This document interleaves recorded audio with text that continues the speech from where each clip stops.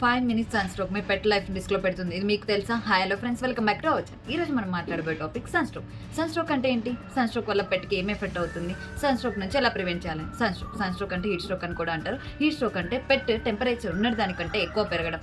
పెట్ normal temperature 101 నుంచి 102.5 వరకు normal temperature, లేదు 104 అవుతుందంటే ఇది ఎమర్జెన్సీ సిచ్యువేషన్. పెట్ స్వెట్టింగ్ చేసి దాని టెంపరేచర్ తీసుకోలేవు కాబట్టి దాని ప్యాంటింగ్ ద్వారానే దాని బాడీని కూల్ చేసుకుంటుంది. అండ్ పెట్ టెంపరేచర్ ఎలా ఎక్కువ అవుతుందంటే దాని ఫర్ ఉండడం వల్ల కూడా బాడీ టెంపరేచర్ ఎక్కువ ఇంక్రీజ్ అవుతుంది. దీనివల్ల పెట్కి ఏంటి ప్రాబ్లం అంటే organ failure, brain damage, seizures, ఉన్నట్టుండి కొలాప్స్ కూడా అవుతుంది. సిమ్టమ్స్ ఏంటి? Vomiting, weakness, నడవకపోవడం. అండ్ ఇంకోటి వచ్చేసి టంగ్ కలర్ ఆటోమేటిక్గా ఓవర్ రెడ్గా కానీ ఓవర్ పెల్గా అయినా కానీ మీరు అబ్జర్వ్ చేయాల్సి ఉంటుంది. దీని నుంచి ఎలా ప్రివెంట్ చేయాలి? మార్నింగ్ 11 నుంచి ఈవినింగ్ 4 వరకు వాకింగ్ అవాయిడ్ చేసేయండి. పెట్స్ని సమ్మర్లో కార్లో తీసుకెళ్లడం అవాయిడ్ చేసేయండి.